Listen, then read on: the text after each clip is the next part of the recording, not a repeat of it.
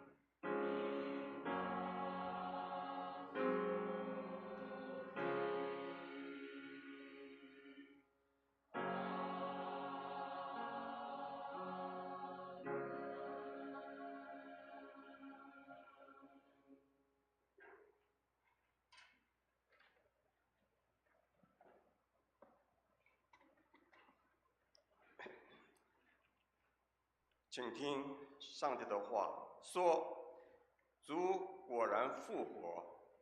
让我们一起来做个祷告。天父上帝，我们谢谢你，早上我们可以来到你的殿，让我们充满欢喜快乐。今天是主复活的日子，主啊，我们真的是很高兴，因你的复活带来救恩的确据，让我们可以信靠，我们的盼望不会落空。虽然我们碰到困难，但你大能的手成为我们的依靠、帮助和高台。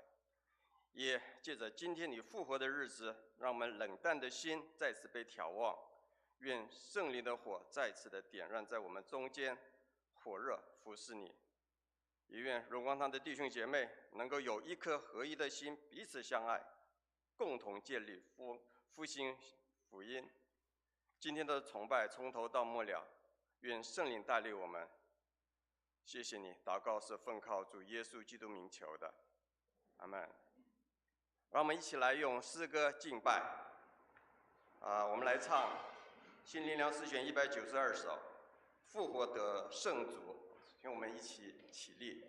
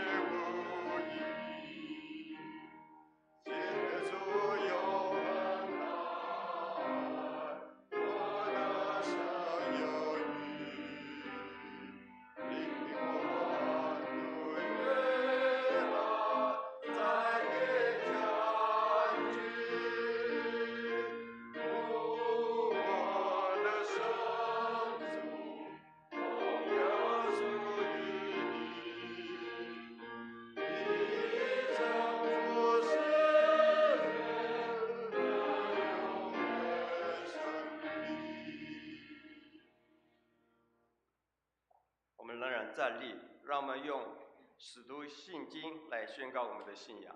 请，我信上帝全能的父，创造天地的主。我信我主耶稣基督，上帝的独生子，因圣灵感孕，由童贞女玛利亚所生，在本丢比拉多手下受难，被钉于十字架，受死，埋葬，将在阴间。第3天从神中复活，升天，坐在全能父上帝的右边，将来必从那里降临，审判活人死人。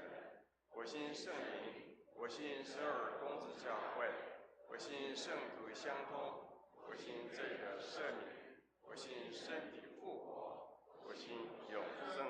阿门。荣耀颂。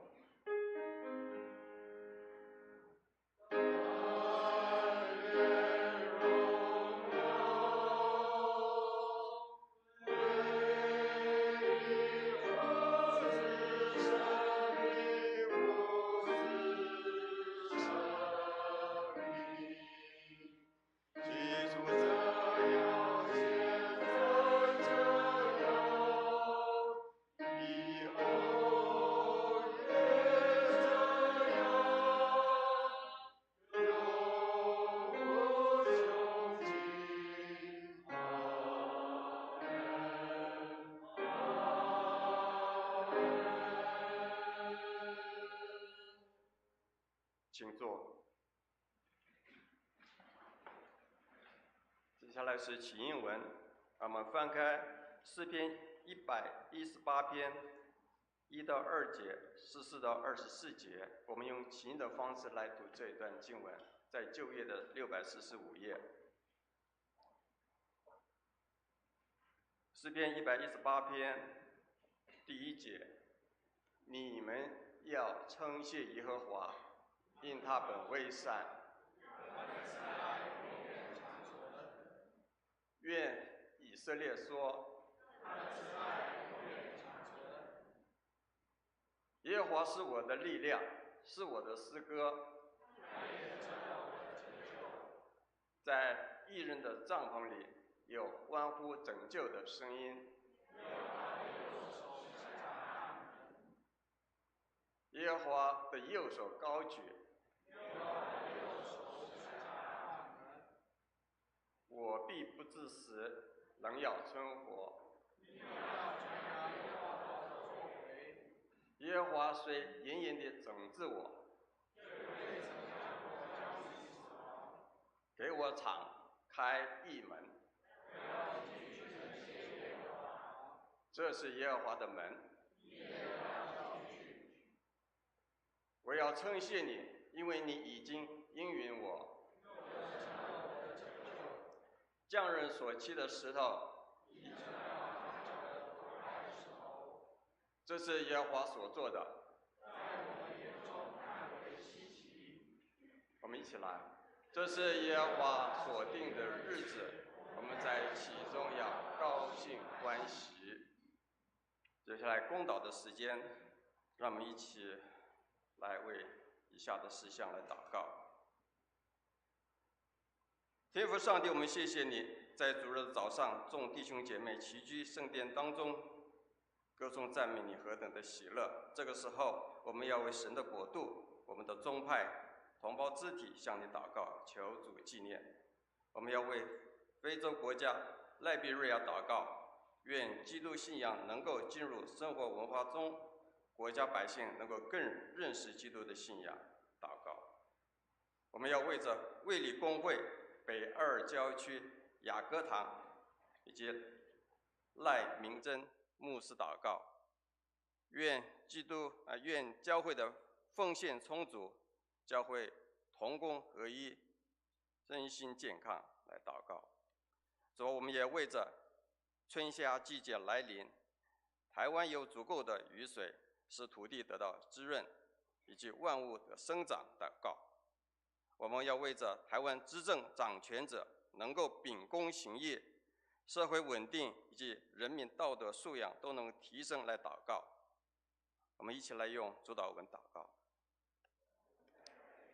天上的父，愿人都尊你的名为圣，愿你的国降临，愿你的旨意行在地上，如同行在天上。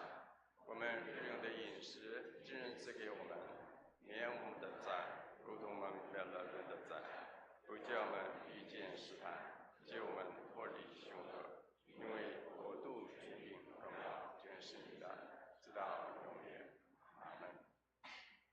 圣道理今课我们今天要请招鼎弟兄来我们读耶利米书跟以西结书。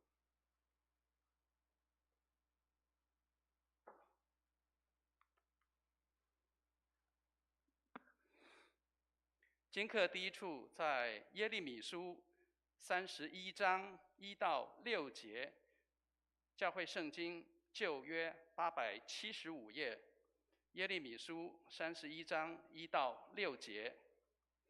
耶和华说：那时我必做以色列各家的上帝，他们必做我的子民。耶和华如此说：脱离刀剑的就是以色列人，我使他享安息的时候，他曾在旷野蒙恩。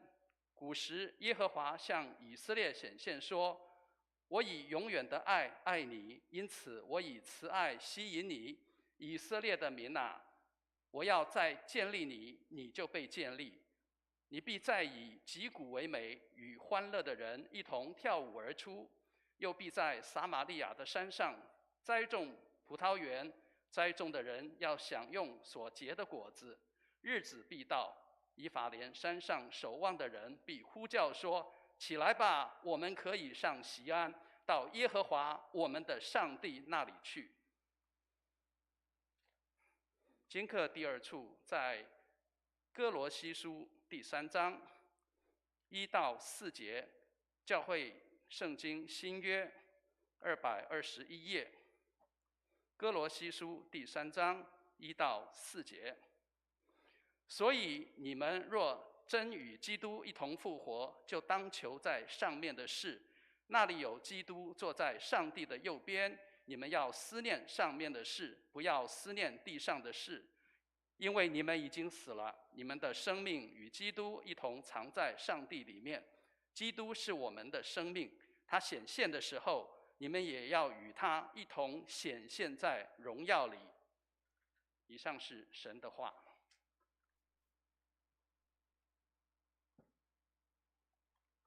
谢谢赵鼎弟兄。今天讯息的经文是在《使徒行传》第10章34到43节，在新约的141页，《使徒行传》第10章34到43节，由诗会来攻读这一段。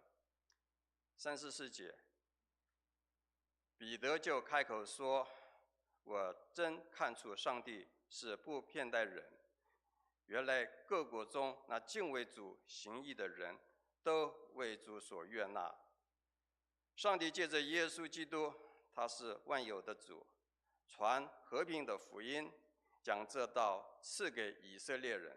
这话在约翰宣传洗礼以后，从加利利起传遍了犹大。上帝怎样以圣灵和能力膏拿撒勒人耶稣，这都是你们知道的。他周游四方行善事，医好反被魔鬼压制的人，因为上帝与他同在。他在犹太人之地并耶路撒冷所行的一切事，由我们做见证。他们竟把他挂在木头上杀了。第3日，上帝叫他复活，显现出来，不是显现给众人看，乃是显现给上帝预先所拣选为他做见证的人看，就是我们这些在他从死里复活以后和他同吃同喝的人。他吩咐我们传道给众人，证明他是上帝所立定的，要做审判活人死人的主。众先知也为他做见证，说反信他的人必因他的名得蒙赦罪。献诗请诗班来献诗。今天要献的诗歌是希望源自于何处。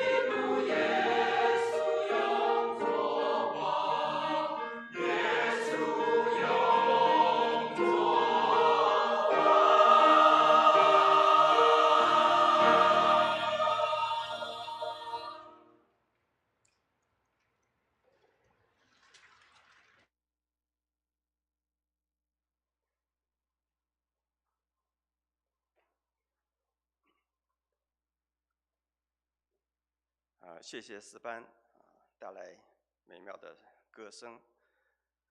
接下来是正道。我们请为我们牧师。正道的题目是为耶稣做活的见证。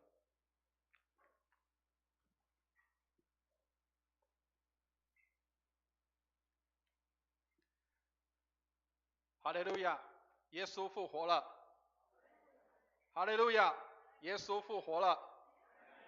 哈利路亚，耶稣复活了。感谢主，我们弟兄姐妹能够来参与在今天的我们的复活节的早上。刚刚喊3声，是我们在传统的教会里面复活节的时候早上我们在做礼拜的时候，牧师要带着大家来呼喊这样的一个内容。哈利路亚，主已经复活了，然后会众就回应阿们。因为我们确定跟确信的，我们的耶稣已经复活了，所以亲爱的弟兄姐妹，让我们可以在主日的早上可以一起来敬拜上帝，这是何等美好的事。当然我相信每一年我们都过这个复活节，我不知道复活节对你来讲那个意义是什么。那小时候我还没有信主之前，虽然我也有参加过主日学，但是我对复活节的印象就是来到教会里面就是可以拿到一颗复活蛋。然后各位，我们现在的复活蛋已经装饰得很好咯，我们还有那个塑胶的套子，彩色的或者是玻璃纸包的。以前我记得我小时候我拿到的复活蛋是用那个胶布，红色的那种电灰布那种胶布贴个十字在上面这样就可以当做一个复活节的彩蛋。其实在当时以前早期的年代，物资很缺乏的时候，你可以拿到这些东西，都是非常珍惜的，都觉得哇，好像来到教会里面，我拿到蛋呢，我拿到复活蛋呢，哦。可是现在当然，现在时代进步了，而且我们的一些环境也变好了，或许你可能在送人家复活蛋的时候有很多人可能不会接受的所以我们亲爱的弟兄姐妹，要请记得如果我们要送给人家东西的时候，要记得把东西包装好刚刚我提到了，我们有很好的，昨天有一些姐妹们，她们来到我们当中来帮我们做复活蛋，包了这些的这个复活蛋，然后用包装纸、用玻璃纸把它包好。那所以各位，我们如果等一下聚会结束的时候，每一个人手上我们都会拿一颗复活蛋。那当然你可以自己吃也可以，你也可以送给这个你想要送的人所以这个复活蛋叫做送礼自用两相宜，好不好那但是呢，请记得那个复活蛋不要变成把那个纸脱了之后再送给别人因为你手上这样拿着，人家会觉得怪怪的，不敢吃就是它原装包好的送给人家，让别人感受到你的诚意，让别人感受到你是很愿意跟人家分享的愿上帝来带领。好，那当然今天又是我们华人的一个很重要的时间，就是清明节所以教会也预备了清明节的一个家庭礼拜的一个程序这是总会所发的当然我们有的人可能不会用这个手机上可以去看，但是我们教会也有印几份。那如果有需要的弟兄姐妹，如果你今天刚好要下午要去扫墓的话，你可以来跟办公室来索取好，那当然有很多人会有一些的冲突，不知道怎么样来面对。有时候我们在信仰上会不会跟这个我们的祭祖会有冲突的好，那所以亲爱的弟兄姐妹，牧师要先跟大家做一些的说明就是我们在基督徒，我们可以在清明节的时候，我们可以怎么做当然前几天也有人问我，他说牧师，我们会不会复活节跟这个清明节会不会有冲突绝对没有冲突。各位，只是因为我们一般民间信仰的人，他们没有复活的概念，所以他们不晓得在将来有一天我们到上帝面前的时候，我们都要跟我们的亲人复活的亲人要再见面的好，所以亲爱的弟兄姐妹，上帝帮助我们，让我们带着这样的一个盼望。但是当我们去做这些的清明扫墓的时候，我们可以有哪些做法？那这个是几个建议第一个就是我们可以积极的参与扫墓的这样的一个工作比如说帮忙打扫整理，这个是我们可以做的，这个是我们可以跟我们的家人一起做的。那第二个是什么？第二个我们可以用献花来致敬，用献花来一个代替拿香来致敬所以求上帝帮助我们，让我们有智慧，能够用这样的方式表达我们对祖先或是对我们的前辈或先人的一个这样的一个崇敬的意思，用鲜花来代替。那第三个也可以不用拿香，当我们在这个家人在祭祀的时候，可以告诉家人说我是基督徒，我站在旁边跟你们一起祷告，跟你们一起祷告。所以亲爱的弟兄姐妹不必要为了这个清明节然后产生家庭的革命，所以我们需要求主给我们智慧，让我们也表达，用我们的方式来表达我们对家人的这样的一个纪念跟追思。所以上个礼拜跟大家分享过，基督徒我们叫做祭祖，不是祭祖那个祭跟祭不一样纪念你的祖先，而不是祭祀你的祖先。所以我们怎么样去纪念我们的祖先，去缅怀我们的亲人，就是最后一项，与家人团聚，缅怀已故的亲人。所以我们可以跟家人多分享，哎呀，我记得谁谁谁他是怎么说，谁谁谁他做了些什么，让我心里面有很多的感动。所以亲爱的弟兄姐妹，上帝帮助我们，让我们能够在过清明节的时候，我们用我们的方式能够来追思跟纪念我们的这些的前辈，或是我们的这些的祖先先人，让他们也感受到，让我们家人也感受到，我们并不是去当一个分裂者或者是当一个革命者，并不是这样，而是我们跟他们一起但是我们用我们可以的方式来追思跟纪念我们的祖先。愿上帝帮助我们，让我们可以有智慧跟聪明，能够来参与在这样的一个纪念跟追思的当中啊，愿上帝来带领。好，我们一起举起圣经来祷告，愿上帝的话进入我们的心中，成为我们的帮助和力量。让我们一起举起圣经啊，如果你没有圣经，拿手机也可以，但是请放在圣经软体上啊。好，我们一起举起圣经来祷告，我们请念经。这是我的圣经，他说我是谁，我就是谁。他说我拥有就拥有，他说我可以就可以。今天神的话要来教导我，我诚心悔改，我心里警醒，我灵谦卑受教，我就不再一样。奉主耶稣基督的圣名，阿们。我们刚刚提到早期的教会的做礼拜，各位知道，其实在这个复活节的早上，如果有机会的话，当然我们也可以试试看啊。但是这个要让大家很早起来做这个事情。以前我记得我在很小的时候，跟阿嬷去教会参加礼拜的时候，有一个词叫做早天礼拜，早天礼拜，就是那个早天礼拜，早天礼拜是什么？就是太阳还没有出来的时候，你就要到礼拜堂去了。然后到礼拜堂去做什么？等候第一道的阳光的出现。第一道阳光的出现的时候，那个表示什么？这个光明已经来到，黑暗已经退去了。好，所以各位知道，其实光有治疗跟医治的能力。为什么我们会特别提到光？各位知道，在北欧的地方，在比较寒冷的地方，他们其实是需要有日照权的。什么叫日照权？就是因为他们的白天比较短，然后晚上比较长，所以他们是半年白天，半年晚上。所以他们需要有这样的光能够来照射，让他们可以得到滋润，或者是让他们可以感受到温暖。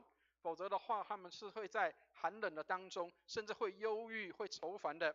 所以，亲爱的弟兄姐妹，我们的光是可以能够成为医治的一个方式跟方法。所以，像北欧有一些地方，他们需要有这样的一个日照。那当然，我们每个人也都一样我们也知道说，光可以让我们产生一些的维生素，让我们可以得到营养跟帮助。但是，亲爱的弟兄姐妹，让我们也能够知道，这光也需要进到我们黑暗的心里面。我们来看一下约翰福音的1章5节，他说：“光照在黑暗里，黑暗未曾胜过光。”好，这个翻译是什么翻译？是现代译本的翻译。但是我们在和合本里面，各位如果看你的和合本的圣经，约翰福音1章5节说：“光照在黑暗里，黑暗不能够接受光。”黑暗不能接受光，所以黑暗被打开了，因为有光射进来了。所以黑暗未曾胜过光，这个翻译更好。他说黑暗不能胜过光。当我们里面有这些的苦毒，有这些的黑暗，有这些的憎恨，有这些的人不能够看到或是不能拿给别人看的东西的时候，你是否愿意让光能够进到你的里面？有很多人很害怕里面被光照了，因为里面有很多不好的东西。然而光带来恢复跟医治。圣经里面说，上帝就是光，在他毫无黑暗。我们也常常说我们是光明之子。所以亲爱的弟兄姐妹，让我们在光里面，黑暗不能胜过光。求主帮助我们，让我们在光的里面，不在黑暗的里面，黑暗就退去了。所以刚刚提到在欧洲或是在早期的欧洲美洲的地方，为什么他们这么重视这个光，或者是在这么重视这个复活节的这样的一个时间？各位知道，过了春分以后，有一个时间会越来越长，另外一个部分会越来越短。各位知道是什么吗？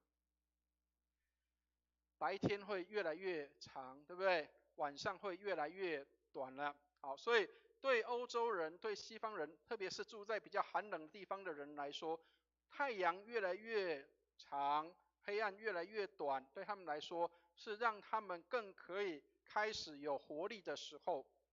所以让他们可以感受到，哇，原来黑暗渐渐的短了，光明渐渐的来到。所以亲爱的弟兄姐妹，当我们在过复活节的时候，其实我们应当要看到我们里面有光发现照耀我们，有没有让这个光常常成为你的光？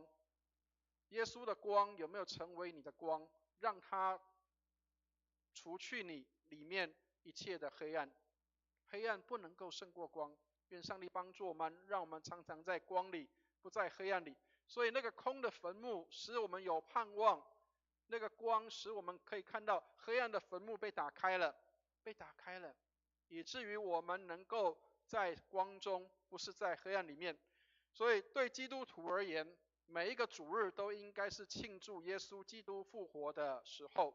好，所以跟大家做一些的科普一下，教会内的科普啊。各位知道安息日是什么时间知道吗？一周里面安息日是什么时候知道吗？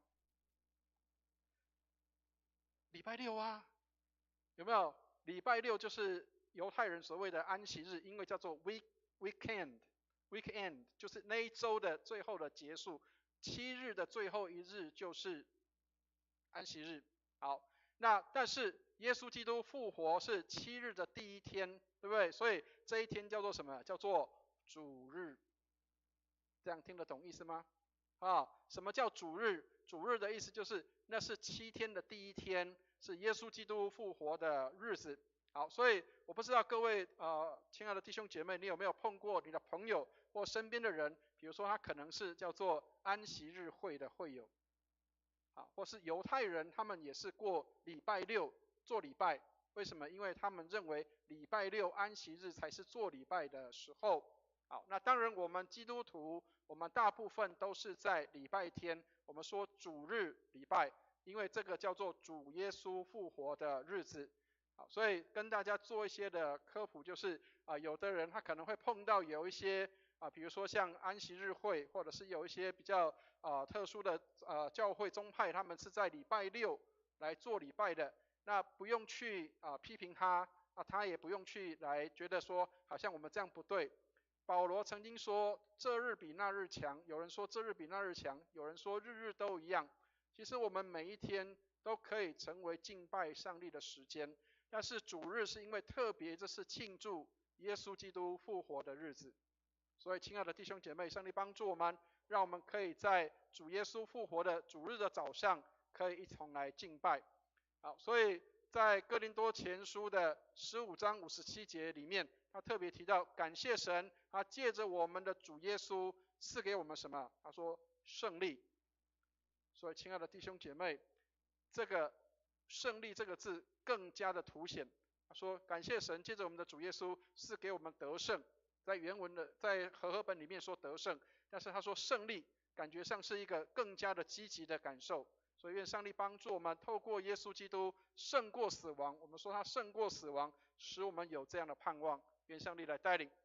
好，所以今天我们所读的圣经也是一个很特别的一段的经文，让我们可以看到上帝对于这些的还没有认识耶稣的人，还没有认识上帝的人，上帝特别给他们有这样的一个帮助，是透过我们，让我们使人能够来认识耶稣。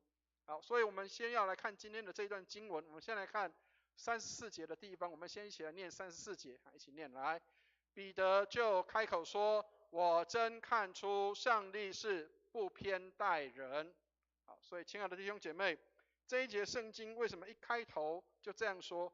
各位，如果你看使徒行传的，在这一章的前面的地方，在第9章的地方，在第10章的地方，出现有一个人，这个人叫做哥尼流。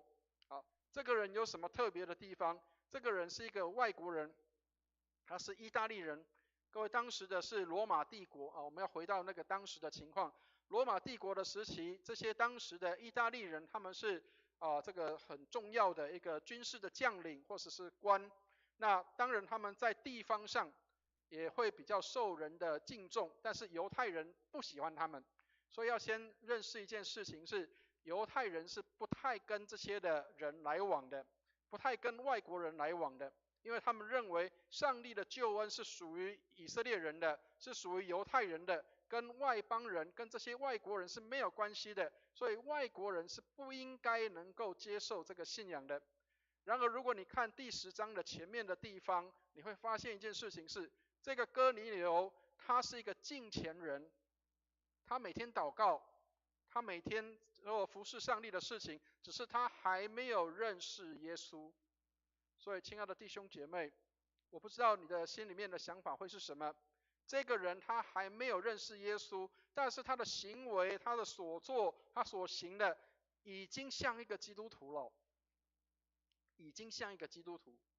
曾经我们有一位已经过世的一位牧师，他这样说，他说，如果有一个人，他的生活敬虔，他常常爱人甚至是他常常有敬虔的态度，他每一天都有固定的一个读书的时间，有生活的这样的一个规律，他是一个让人可以钦佩的一个品德的人的话，那么他已经很接近基督徒了。他已经很接近基督徒，他只差还没有认识耶稣。所以，亲爱的弟兄姐妹，千万不要瞧不起有一些人，他虽然还没有信主，但是他们在生活上、品德上各方面不比我们差哦，他只差还没有认识耶稣而已。所以，亲爱的弟兄姐妹，他们已经很接近了，很接近了。所以彼得为什么会这样说？因为犹太人是不跟其他的外族人接近的，所以当这个哥尼流派兵要去找这个彼得的时候，他是因为在祷告当中有天使向他显现，他说你要找一个人，这个人叫做西门彼得，你要去找他，他要告诉你有关上帝的讯息。哇，天使不直接讲天使是透过这个哥尼流，然后去请他去找这个彼得来。所以亲爱的弟兄姐妹，你能够跟这个人相遇，你能够跟这个人在一起，你能够跟这个人有接触，那都是上帝的作为。我们华人很喜欢讲什么叫做缘分，知道吗？缘分是什么？哎呀，我怎么有机会跟这个人接近？我怎么有机会跟这个人相处呢？各位，其实缘分是什么？缘分是上帝让你跟这个人能够接触。缘分是上帝让你跟这件事情有关系，缘分是上帝让你跟这样的一个事情有关。所以彼得很莫名其妙的，他在他的家早上在祷告的时候，这个哥尼流是看到天使，对不对？各位知道这个彼得看到什么吗？彼得看到什么知道吗？他看到有一块布下来，然后里面是什么？里面有蛇，里面有兔子，里面有猪，里面有这个没有鱼鳞的鱼还有贝类。哇，我们现在觉得很好吃，对不对可是各位知道，犹太人可不吃这些东西哦，犹太人不吃的。为什么？他们觉得那个叫不洁净的物。我们现在吃这个排骨饭很高兴，对不对？吃卤肉饭很快乐。可是你知道犹太人不吃这些东西的。好，然后上帝3次来告诉这个彼得，因为上帝告诉彼得说你要起来宰了吃。彼得说我从来没有吃过我从来没有吃过这些东西，怎么可以呢？上帝3次对他说起来宰了吃，而且说上帝所洁净的你不可看为俗物。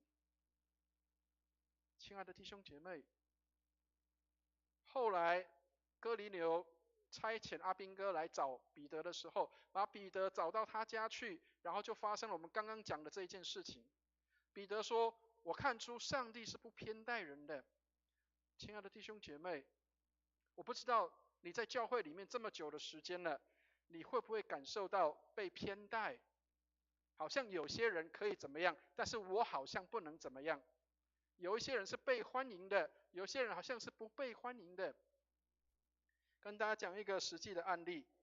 各位知道，其实教会里面的弟兄姐妹，当然我们都会很希望保护教会的安全，但是有时候我们却把一些的朋友排斥在外了。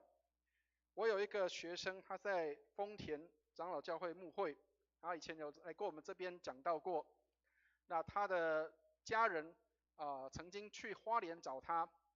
那我这个学生因为他的母会是在受封的教会，所以他是从他有次被受邀到受封教会去讲道，然后他的家人知道他到受封去，那我们就到受封去见他。可是各位亲爱的弟兄姐妹，你知道这些受封教会的弟兄姐妹，他们从来没有见过这个牧师的家人，所以当这些的家人他们一到教堂里面来的时候，就有一个长老跳出来问他说：“你们来做什么？你们来做什么？”亲爱的弟兄姐妹，我不知道大家有没有那种感受，就是当有新朋友来到教会里面的时候，然后突然间有人会跳出来说：“你们来做什么？”好害怕。亲爱的弟兄姐妹，你的教会里会不会害怕新朋友出现？你的教会里面会不会觉得，哎，这个人我不认识，他是来干嘛的？你的教会里面会不会排斥别人？所以为什么各位34节，为什么彼得会说，我看出上帝是不偏待人的？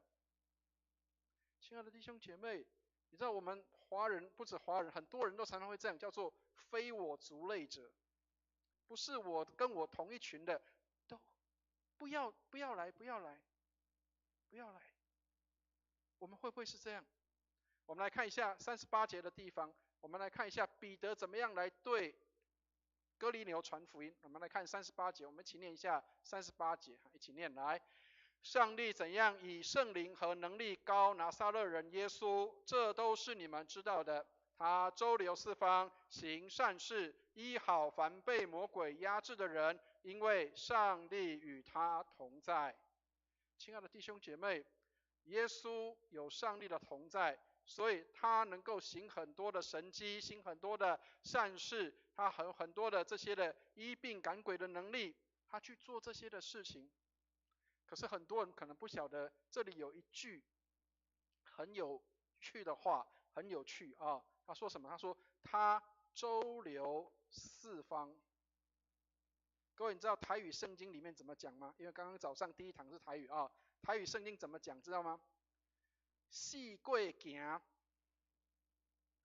这个人四过行，他周流四方是什么？耶稣到处走啊。耶稣到处走，然后去做什么？行善事，医好凡被魔鬼压制的人。好，跟大家也分享一下这个我们卫理会自己的故事啊。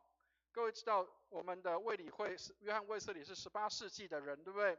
好，那过了他的时代过了之后，19世纪的时候，这个在伦敦时报里面曾经有记载过啊。据说在伦敦时报曾经记载过，他说有记者写说，有一群人晚上不睡觉，到处走，然后去找谁？去找那个醉倒在路边的人，然后去扶住他们，然后跟他们传福音，跟他们讲耶稣。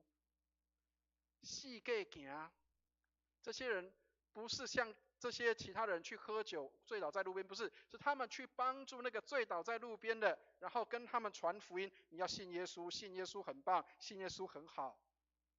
这些人四过行，这些人是谁知道吗？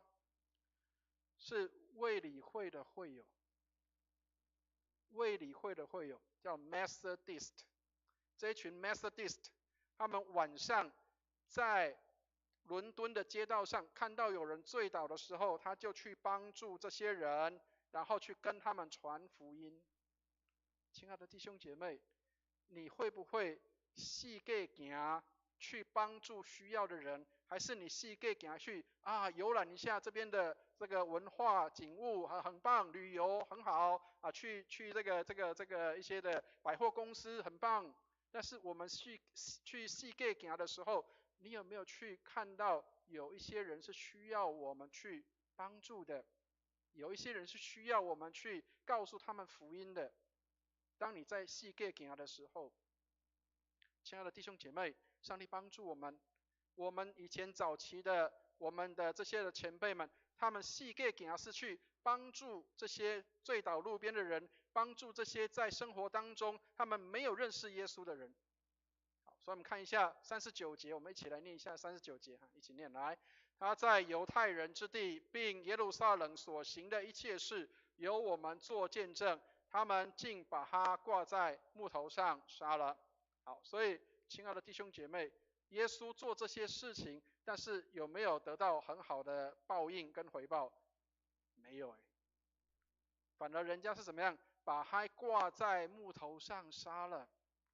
所以各位，你知道你信耶稣，其实要面对一件事情是，你照着耶稣所教导的去行的时候，别人不见得对待你好哦。我曾经跟弟兄姐妹分享过说，你给人家面包，人家不一定会还你面包；你给人家馒头，人家不一定会还你，可能会给你什么石头啊。所以，亲爱的弟兄姐妹，当你在服侍的时候，要先记得一件事情是，我们照着耶稣所行的去行，但是不见得人家的回应是好的。可是我们仍要做这事，为什么？我们来看一下41节，一起念41节，一起念来。不是显给众人看，乃是显给上帝预先所拣选，为他做见证的人看，就是我们这些在他死里复活以后，和他同吃同喝的人。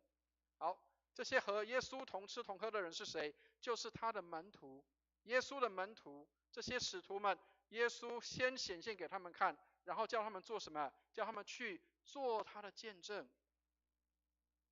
耶稣没有先显给所有的人看，耶稣是透过他的门徒显给这些其他的人看的。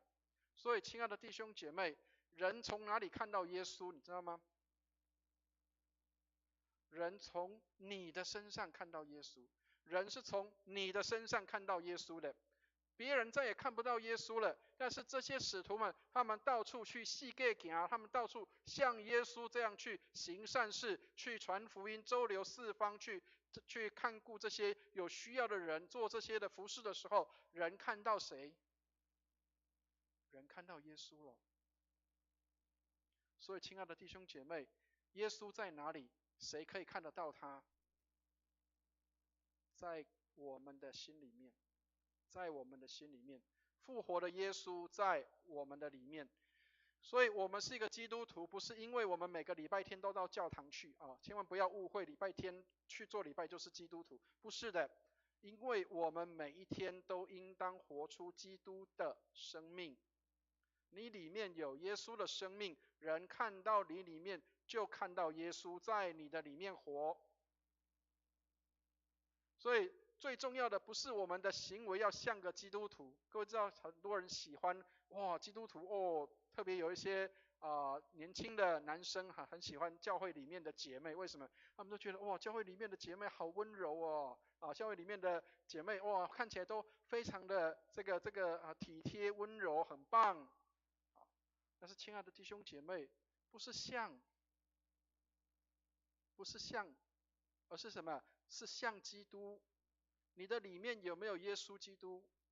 你的里面有没有耶稣？人看到耶稣是从你的生命当中看到的。耶稣改变了你吗？耶稣有没有在你的里面活？所以亲爱的弟兄姐妹，上帝帮助我们，不是我们的表现像个基督徒，而是我们越来越像耶稣一样了。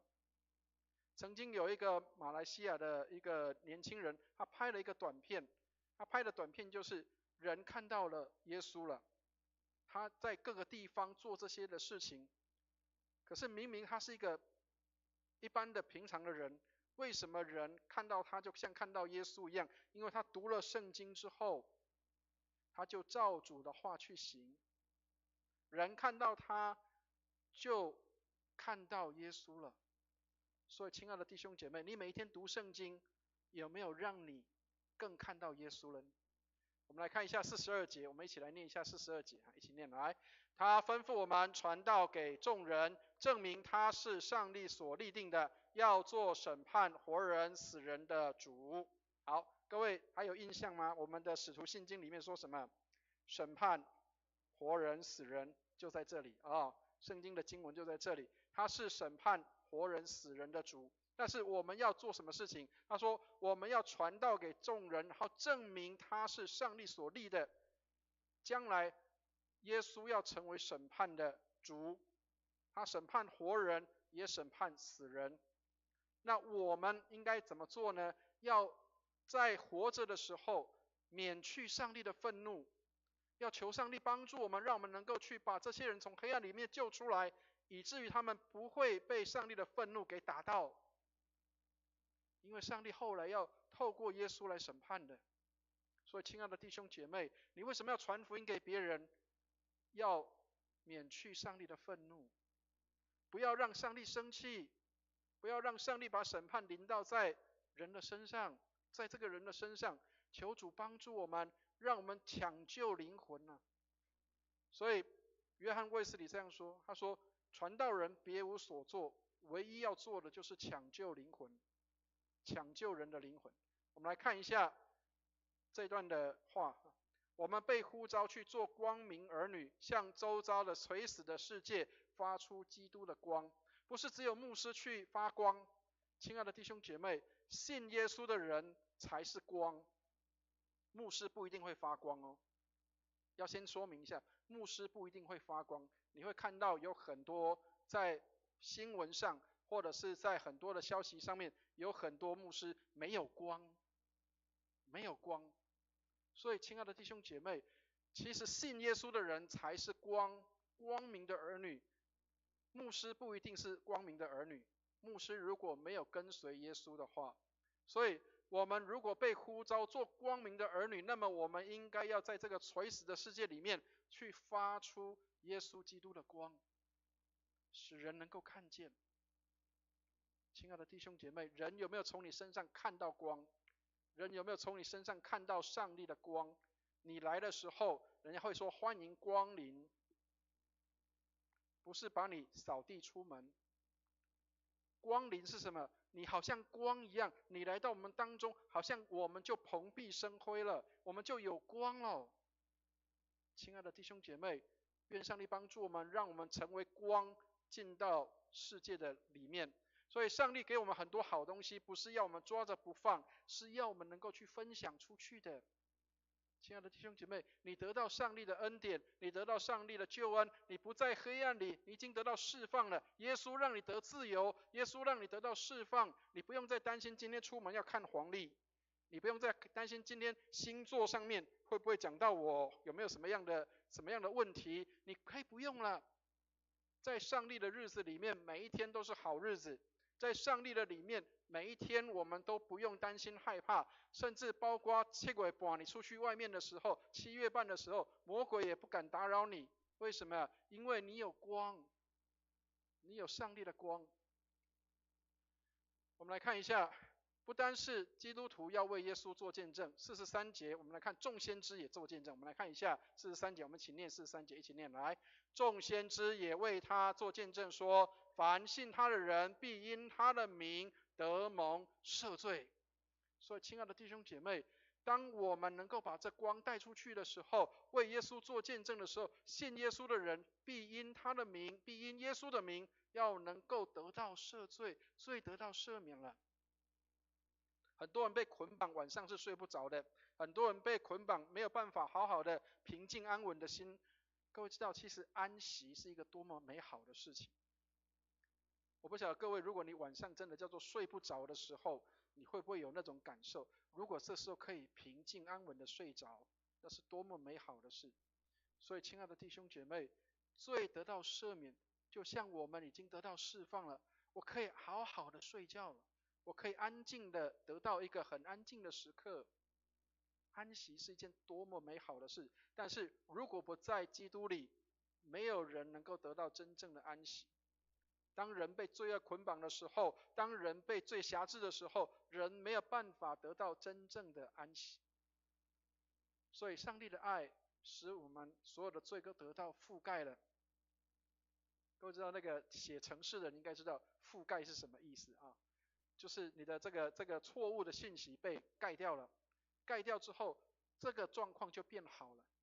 所以亲爱的弟兄姐妹，如果我们希望能够状态变好，那么我们需要让上帝的儿子来除去我们一切的罪。所以新约里面，耶稣基督不是带领我们出埃及，而是救我们脱离撒旦的捆绑，救我们脱离罪的捆绑，我们不再被罪辖制了。很多人不知道我怎么脱离那些的瘾，酒瘾、毒瘾，我不知道怎么脱离，我不知道怎么去脱离那个心里面的怨恨、杀人。唯有耶稣基督帮助我们，让我们脱离那样的一个情况。耶稣带领我们不是出埃及，是脱离撒旦的捆绑。所以福音是什么？福音是当我们认识我们什么都不能做，唯有上帝能够拯救我们，唯有耶稣基督能够拯救我们。一个蒙恩的基督徒，我们需要能够知道，在社区里面有很多贫穷的、软弱的、匮乏的、寄居的、受欺压的，这些都是我们可以去传福音的对象。这些是我们基督徒可以去跟他们谈到上帝恩典的机会，这是我们基督徒的生命可以自然流露的时候。有人问我说，牧师，那对那些有钱的人，对那些有能力的人，我们也要跟他传福音吗？跟大家分享一个实际上的案例啊。我刚信耶稣，不是刚信耶稣，我当神学生的时候，第1年的时候，我曾经有一段时间很忧郁，你知道为什么？很忧郁。我本来信心满满去念神学院的，然后突然间有一个意念进来了，那个意念就是，我干嘛去搅乱人家一池春水啊？听得懂那个意思吗？为什么我要传福音给别人？你看人家有家庭人家有这个有钱有势的很多人家生活状况比我好的人很多，我是一个无名小卒，我是一个小小的小人物，我怎么去传福音给别人？我又不是那个很有名的人，我又不是好像身为一个被别人看重的人，我凭什么去传福音给别人？知道那一段时间让我相当的忧郁。哎呀，我这样做是对的吗？我把福音传给人啊，我自己好像都不太，生活上面状况都不太好了，为什么我要传福音给别人呢？你知道那时候还搭公车去上学啊，坐在公车上，然后看到人家开宾士车，看到人家很有钱的人穿西装，然后看到别人很有钱的人去上好的学校，你知道心里面突然觉得，那我拿什么去跟人家传福音啊？我不知道大家有没有那样的心啊？后来也一样，在搭公车的路程当中，上帝让我看到跟我一起同车上的所有的人，不管他是男男女女，不管他是老老少少，不管他是谁，耶稣对我说，他们都需要福音。有钱的人需要福音，没有钱的人也需要福音。有家庭的人需要福音，没有家庭的人也需要福音。老年人需要福音，年轻人也需要福音。男生需要福音，女生也需要福音。不是在乎你这个人，而是在乎上帝的信息。所以亲爱的弟兄姐妹，上帝的信息从你的身上是不是显出来？所以今天的经文给我们几个提醒。第一个，因着耶稣基督的死，使罪人得到赦免。上帝的羔羊除去世人罪孽的。亲爱的弟兄姐妹，你有没有这样的确信？你的罪已经得到赦免。耶稣来，他的复活是证明我们的罪已经得到赦免了。所以上帝透过代受刑罚的这样的公义之举，让公义使人能够称义。这个部分是圣经里面我们的福音里面不能够缺少的。耶稣成为我们的代替，代替我们受刑罚，以至于我们可以得生命。有人帮我们承受了，以至于我们可以领受。上次跟弟兄姐妹分享过，有没有听过那个叫代用餐吗？代用餐是什么？别人帮你付钱了，不是你付的，是别人帮你付了钱，所以你可以进去吃饭，然后拍拍屁股就可以走人了，不用付任何的钱，因为有人帮你付了。很多的穷人，很多贫穷的人，他们没有办法去吃一顿饭的时候，有人愿意为他付上一笔钱，让他可以白白的吃，他可以吃完之后拍拍屁股走人。亲爱的弟兄姐妹，这就是恩典。最早是在意大利，意大利他们很喜欢喝咖啡啊，所以他们叫代用咖啡。有一些人他们喝不起咖啡，所以有一些有钱的人他们会在咖啡厅里面留一笔钱，然后告诉店家说，如果有人他付不起钱，但是他想要喝的时候，请给他一杯咖啡，这个钱我已经付清了。所以亲爱的弟兄姐妹，什么叫恩典？恩典就是不是你去付的，是耶稣来付的，耶稣来负担的。所以耶稣也照样成为肉体，使我们能够看到他败坏了掌死权的。耶稣亲自成为像我们一样的人，让我们可以能够领受这样的恩典，我们能够胜过死亡，不怕死亡，是因为有那位耶稣代替了我们，使我们不在罪的辖制里。第二个，因着耶稣的复活，所以信的人就得生命了。圣经里面耶稣说什么？他说：“我是复活，我就是生命。”和合本的原来的意思是说，复活在我，生命也在我。但是各位，原文里面是什么？我就是复活，我就是生命。所以不是好像这个复活是耶稣的赏赐或是什么，而是复活本身就是耶稣，生命本身就是耶稣。耶稣说复活在我，生命也在我。他不是赏赐而已，他本身就是。耶稣说他就是复活，他就是生命。所以在耶稣基督里的就不再被定罪了，不在黑暗的里面。亲爱的弟兄姐妹，如果你想要让自己不在黑暗里，那么你只有让赦罪的光进到你的里面。所以耶稣回到父那里去的时候，身上带着十字架的痕迹，这些不是代表他的失败。有很多人说耶稣好像钉在十字架上，很多犹太人、以色列人根本不信他，这个弥赛亚怎么会钉在十字架上？然而这不是他的失败，反而是他的得胜。因为十字架代表上帝的爱，上帝把愤怒临到在耶稣的身上，使他代替众人来死。所以他的受伤，他的死并不是失败，而是一个得胜。第三个，因着耶稣基督里面，在耶稣基督里，人与上帝能够和好了。所以亲爱的弟兄姐妹，我们跟上帝要建立的不是一个透过谁谁谁的关系。特别今天刚刚提到是清明节，有很多人，也许你的亲人，也许你的家人是基督徒，或许你的祖先是基督徒。因为有很多弟兄姐妹跟我讲说，哎呀，我是第几代的基督徒，没有关系。但是上帝要跟我们建立的不是你是第几代的，不是你是 1.0 2.0 3.0， 而是你是什么？你是跟耶稣直接的关系的。亲爱的弟兄姐妹，让我们直接跟耶稣建立那个关系。耶稣透过圣灵住在信的人心里面，所以人看见你就看见了耶稣了，人看见你就看见耶稣了。所以我们今天谈的福音只有耶稣钉十字架跟复活的消息，没有其他的。所以亲爱的弟兄姐妹，教会是因着这样建立起来的，耶稣才是我们唯一的盼望，耶稣才是我们教会里面建立的唯一的信息。透过耶稣，我们才能够罪得赦免，透过耶稣，我们才能够有能力，能够有这样复活的大能在我们的里面。透过耶稣，我们才有这样的一个恩典，能够成为耶稣复活的见证。所以上帝的无所不能是在我们身体复活的根基上，成为我们复活的根基。上帝的无所不能。所以亲爱的弟兄姐妹，上帝如何叫耶稣从死里复活，也能够叫我们从死里复活。我们应当都存着这样的盼望。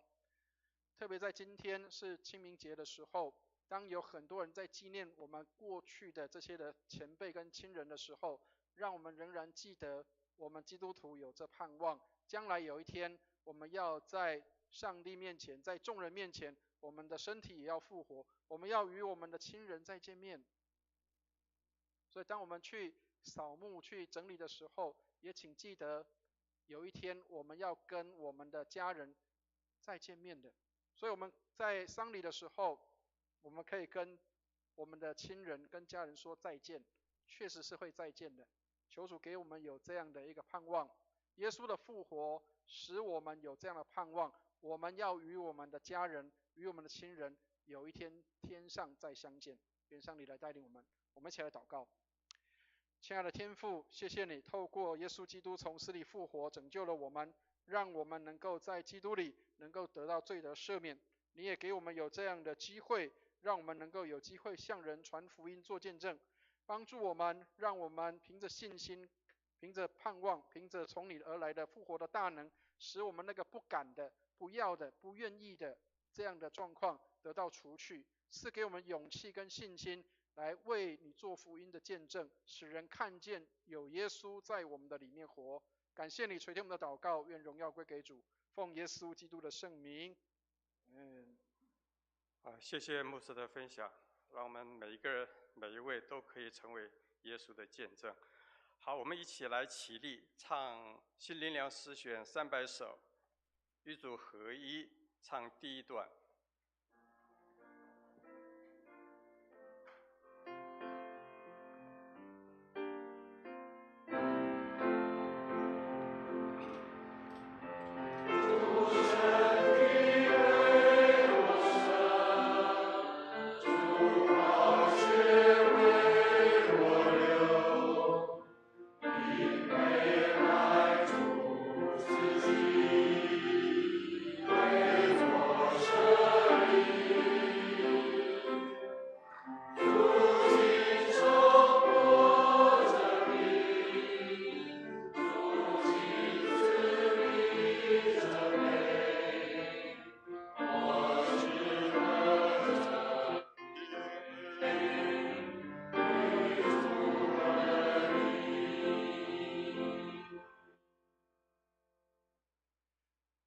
姐妹请坐。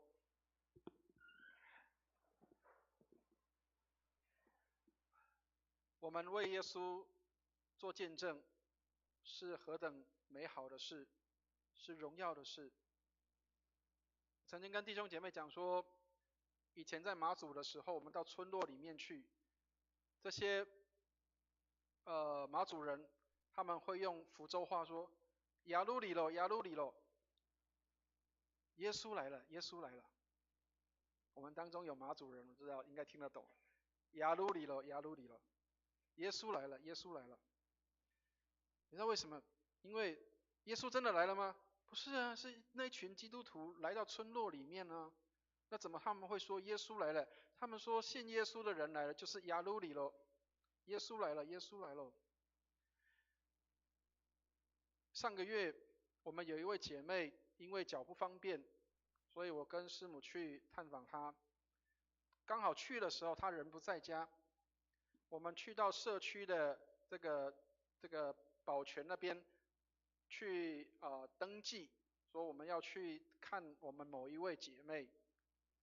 这个保全说：“哦，不行哦，不行哦，哦，这个人家家里不能够去哦。”然后我就跟他说：“我是教会的牧师，我希望能够来看我们这个身体不方便的姐妹。”这个保全整个态度变了，他说：“哦，牧师很重要。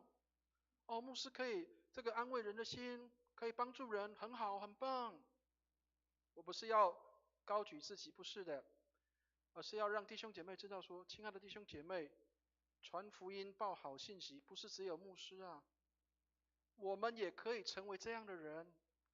当你看到有人有需要的时候，你会不会去那边去帮助人，去让人可以感受到，哇，原来基督徒这么棒，当基督徒这么好，有这么多人来关心呢？亲爱的弟兄姐妹，记得刚刚我讲过那个四界行有没有？四处周游，四处游行。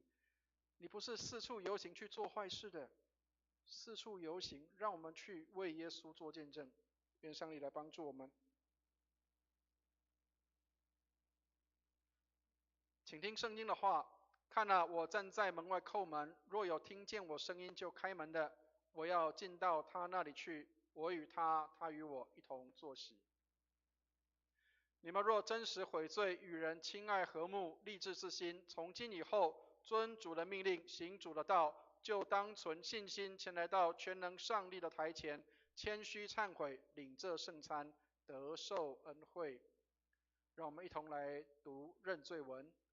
无所不能的上帝，我主耶稣基督的父，创造万物、审判万人的主，现在我们承认及悔恨我们的种种罪恶。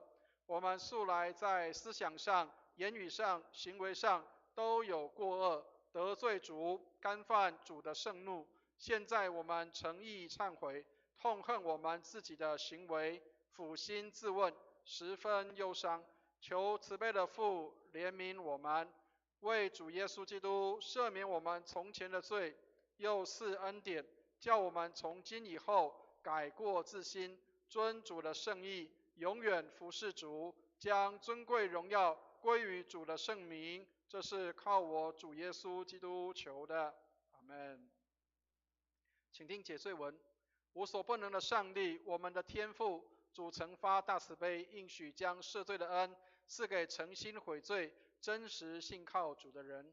现在求主怜悯我们，赦免我们，救我们脱离一切罪恶，激发我们，坚固我们，使我们勇于为善，能得永远的生命。这是靠我主耶稣基督求的。阿们。请听圣经上对谦卑懊悔的人所说的话：若有人犯罪，在父那里，我们有一位中保，就是那义者耶稣基督。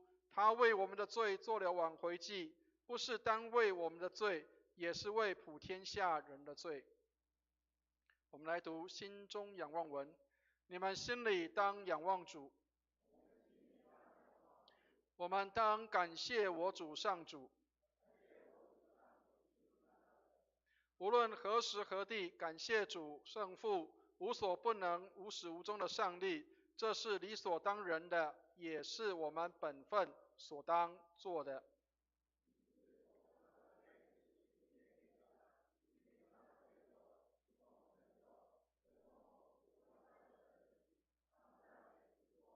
圣哉，圣哉，圣哉！天地万军的主，主的威严充满天地，愿荣耀归于至上的主。阿们。无所不能的上帝，我们的天父，为要救赎我们，曾发大慈悲，使独生圣子耶稣基督在十字架上受死。基督在十字架上献上己身，为世人做完全的祭物，替世界人民除清罪孽，而又设立圣餐之礼，在福音书中吩咐我们常常奉行，纪念他的受死，直到他再降临的时候。现在我们恭敬伏求慈悲的天父，应允我们的祷告，赐恩给我们，使我们遵着圣子救主耶稣基督的命令，纪念他受死遇害，领受主所赐的这饼和杯，就是领受他的圣体与宝血。主耶稣被卖的那一夜，拿起饼来祝谢了，就拨开说：“你们拿着吃，这是我的身体，为你们舍的，你们应当如此行，为的是纪念我。”饭后又拿起杯来祝谢了，递给他们说：“你们都要喝，这杯是我立新约的血，为你们和众人免罪流的。你们每逢喝的时候，要如此行，为的是纪念我。”我们一同来同诵谦恭敬主文。慈悲的主，我们到主的圣桌前，不敢靠自己的义，唯靠主的大恩典，唯主永不更改，常施怜悯，叫我们能领受上帝爱子耶稣基督的圣体与宝血，使我们犯罪的身体和灵魂都可被他的宝血洗清，而获得丰富的生命。我们就常住在基督里面，基督也常住在我们里面。请陪上的同工到台前来。刚刚我们的圣餐饼只没有打开来，因为有人提醒牧师说，牧师你讲话有时候会喷口水，怕会滴到上面去，所以很放心，我们现在用的都是很安全的方式，很安全的方式。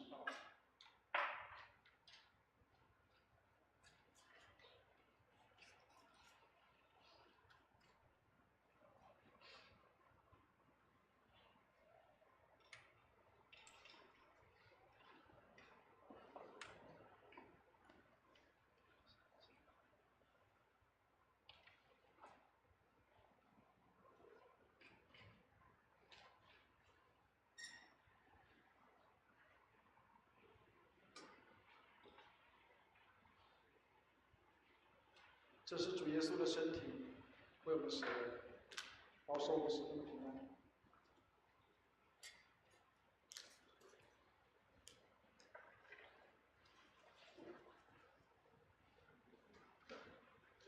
这是主耶稣的宝血，为我们免罪流的，保守我们十分平安。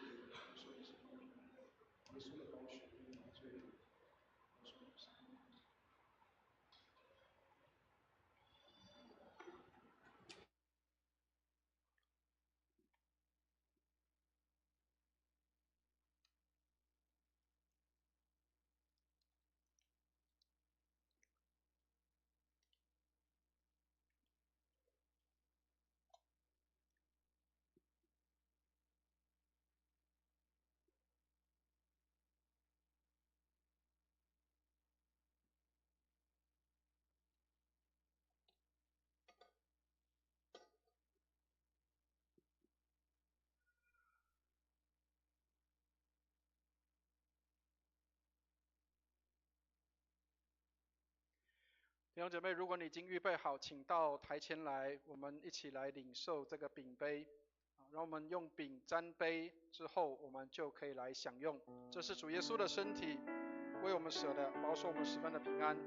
耶稣的宝血为我们免罪流的，保守我们十分的平安。这是主耶稣的身体为我们舍的，保守我们十分的平安。耶稣的宝血为我们免罪流的，保守我们十分的平安。这是主耶稣的身体为我们舍的，保守我们十分的平安。耶稣的宝血为我们免罪流的，保守我们十分的平安。我们饼沾了杯之后就直接用，然后我们回到位置上，安静的坐下来，然后为我们的亲人，为我们离开的家人来祷告，也为我们能够同属于一个属天的教会，不管我们是有形或无形的教会，看得见的过去的这些的前辈们，或是我们的现在，我们都成为合一的教会。我们来祷告，愿上帝帮助我们，透过我们在基督里的合一，我们同用一个饼，同用一个杯，表达我们在基督里我们是一体的。这是主耶稣的身体为我们舍的，保守我们十分的平安。耶稣的宝血为我们免罪流的，保守我们十分的平安。如果你还没有信主，如果你还没有受洗成为基督徒，但是你已经信主了，那我们都欢迎你坐在位置上面，把你的右手放在你的心上，把你的右手放在你的心上，然后在灵里面，我们来领受耶稣的圣体与宝血。在灵里面，我们来领受耶稣的圣体与宝血。虽然你还没有受洗，不能领实体的，但是让我们在灵里面，在我们的心灵里面来领这个圣餐。这是主耶稣的身体为我们舍的，保守我们十分的平安。耶稣的宝血为我们免罪流的，保守我们十分的平安。这是主耶稣的身体为我们舍的，保守我们十分的平安。耶稣的宝血为我们免罪流的，保守我们十分的平安。我们的同工会递饼跟杯，沾了杯之后会递给你，我们就直接来领受。这是主耶稣的身体为你舍的，保守你十分的平安。耶稣的宝血为你免罪流的，保守你十分的平安。这是主耶稣的身体为你舍的，保守你十分的平安。耶稣的宝血为你免罪流的，保守你十分的平安。如果不小心掉在地上，不要去拿我们会再重新给你一份。如果掉到杯里面，也不要用手去捞我们就等候我们的同工的一个发送。这是主耶稣的身体为你们舍的，保守你十分的平安。耶稣的宝血为你免罪流的，保守你十分的平安。这是主耶稣的身体为你舍的，保守你十分的平安。耶稣的宝血为你免罪流的，保守你十分的平安。我们在位置上，我们也可以纪念我们的家人、亲人。这是一个彼此饶恕跟互相代求的时刻。如果我们还有跟亲人、家人有过不去的地方，让我们能够透过圣餐，也能够得到和好跟一个恢复。愿上帝来帮助我们。这是主耶稣的身体为我们舍的，保守我们十分的平安。耶稣的宝血为我们免罪流的，保守我们十分的平安。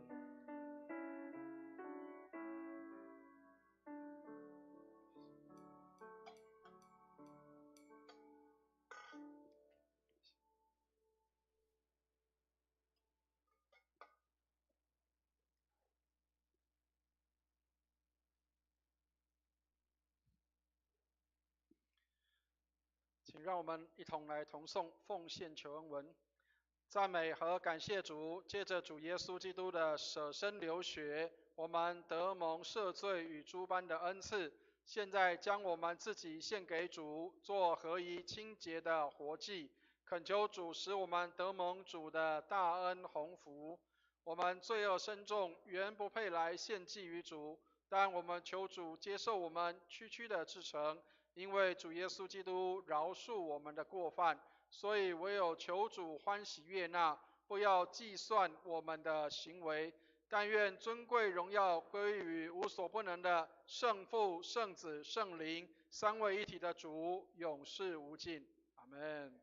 好，我们今天的圣餐礼到这里。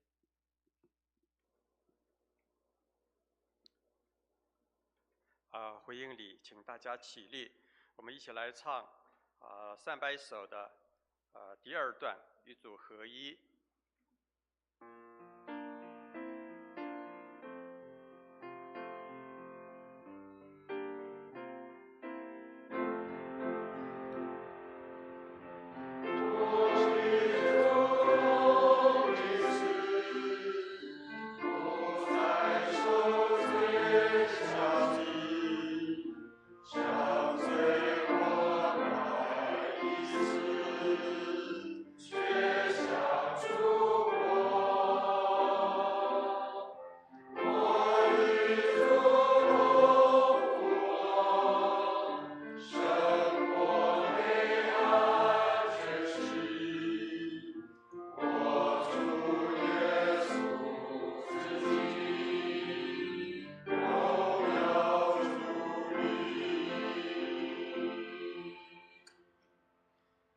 请坐。请司信同工到台前来。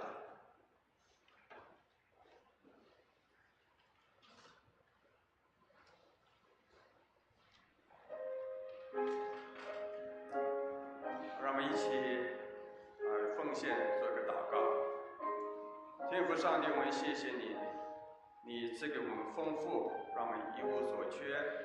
主啊，这个时间也让我们从你所赐给我们的当中奉献一部分用在圣工上，求你祝福。谢谢主，祷告是奉靠主耶稣基督名求，阿们。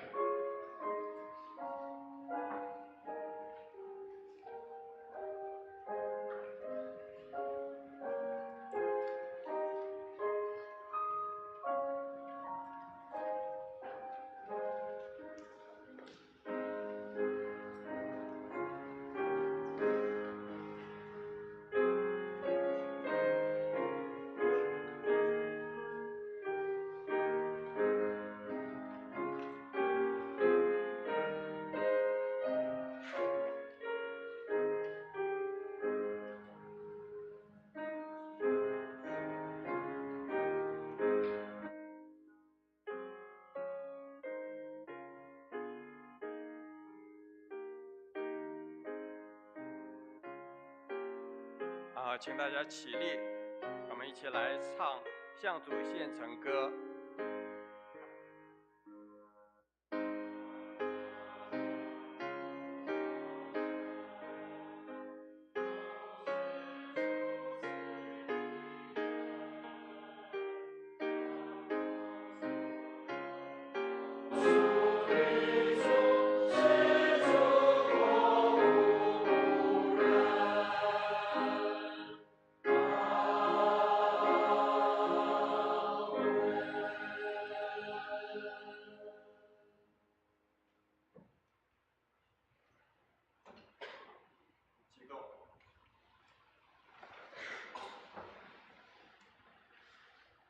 在这里我们先介绍一位新朋友，严琼辉姐妹，欢迎你，一次欢迎，永远欢迎我们一起来唱，我们成为一家人。我们唱第2段的时候，大家起立，拱手问安。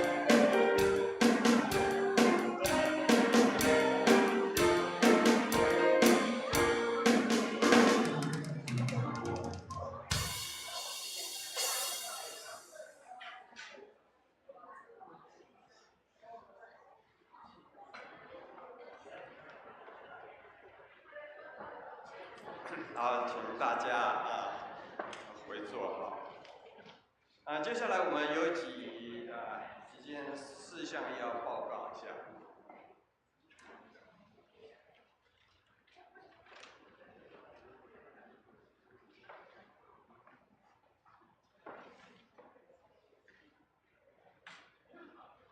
好，我们看一下教会的消息。我们欢迎第一次来参加本堂的新朋友，愿神祝福我们一次欢迎，永远欢迎。那今天是复活节也是圣餐主日那等一下结束之后，教会预备了复活节的彩蛋那请弟兄姐妹领取但是这个彩蛋给大家，希望大家能够思考主复活的意义之外，也能够参与其中的喜乐。好，今天的复活节成主的课程要停课一次。另外就是第3项，教会4月份的执事会要在4月12日，就是下一个主日12点45分召开请执事同工留步参加。好，因逢清明节的连假，教会办公室要于4月6日休假1天就是明天明天是休假的，请大家注意一下然后教会呢也鼓励弟兄姐妹与家人一同参与清明的祭祖，用家庭礼拜的方式来代替焚香祭拜。好，第5项，为募集社会关怀经费，还有配合大灾期的检阅禁食，那我们总会有推动，就是少1道菜多1份爱的活动。那大灾期其实到了下个星期就结束，到4月第2个周就结束。那这期间呢，如果是配合这个活动，那有奉献的话请奉献的时候注明为总会的社关活动奉献的。南郊区与本堂姐妹会将于4月11日，其实就是这个周六上午10点在本堂举办配灵会到时候是请的是周淑清牧师传讲，基督信仰如何解开原生家庭的枷锁，欢迎弟兄姐妹参加。9点半开始报道。总会教育委员会邀请彩虹爱家生命教育协会分享，它是时间是南区的分享日期是5月16号星期六了10点到11点半，这是在本堂举行的希望大家能够一起来参加关心为什么孩子不再走进教会，破解流失关键请家庭走动能够进来，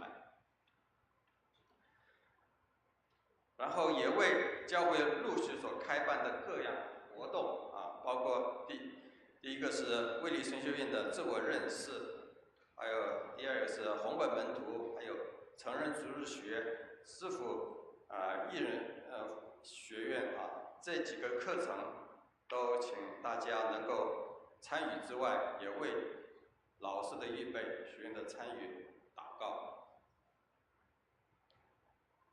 第9项，再一次的鼓励大家能够参加周4晚间7点半的查经祷告会。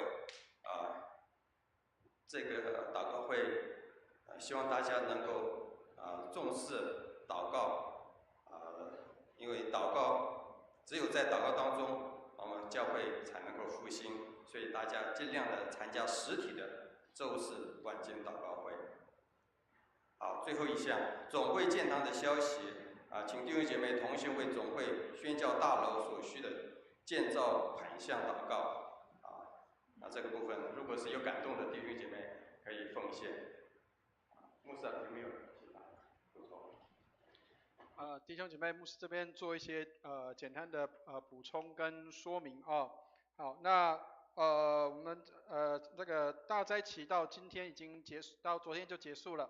好，那当然有很多人会关心牧师了啊，但是各位这个牧师还是一样圆圆的啊，没有任何的问题啊。刚刚走路慢一点，不是因为这个疲累，不是啊，是因为这个袍子太长了，所以要走慢一点啊。好，那各位可以看到我们的桌巾变成白色的，白色的意思表示我们在基督里面，基督是圣洁的，所以我们用白色来代替。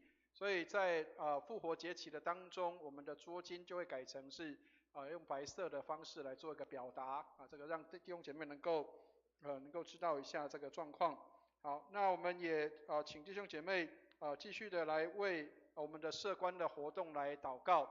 那社关的部分的话，就是我们虽然大灾期已经结束，那但是我们的这个奉献的这个仁爱捐款可以到下个礼拜，对，收到下个礼拜所以可以让大家可以放心来做预备如果弟兄姐妹你有预备要做这样的一个爱心的捐款的话，好，那我们在礼拜六的4月11号的这个培灵会特别是关心我们的弟兄姐妹，我们的原生家庭跟我们的关联所以这是一个很好的一个时间跟机会。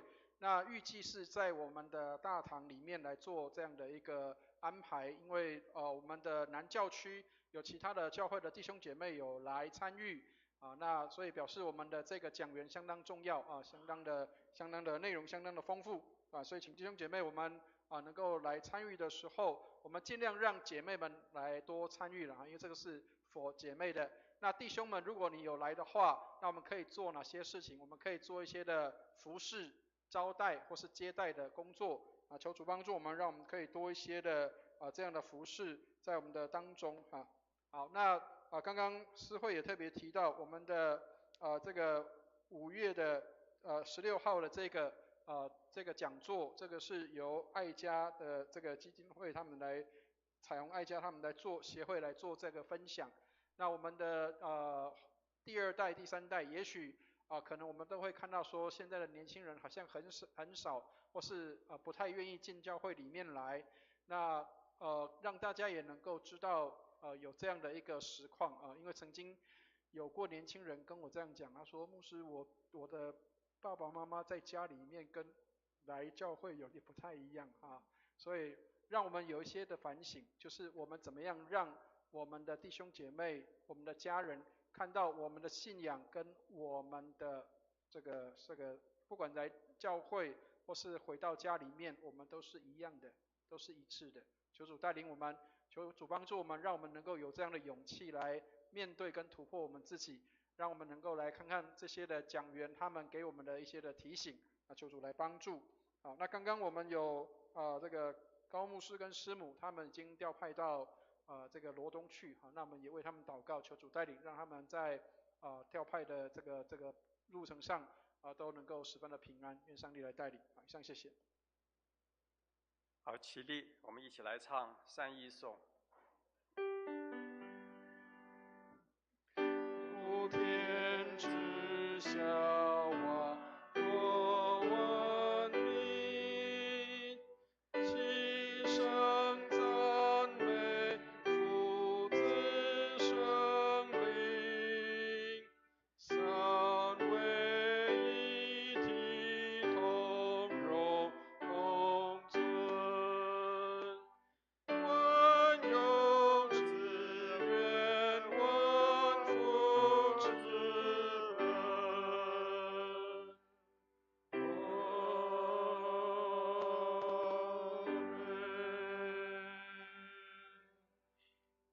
请牧师祝福。弟兄姐妹，我们一起来领受祝福。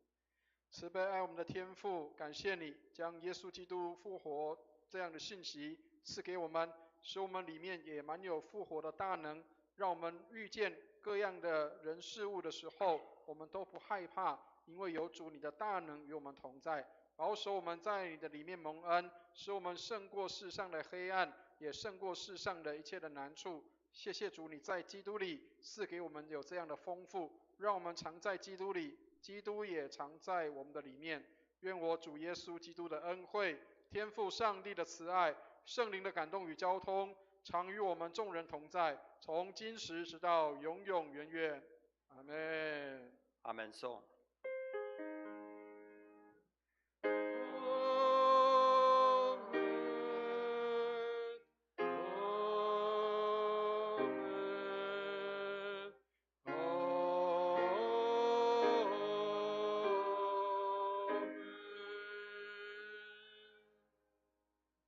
请坐。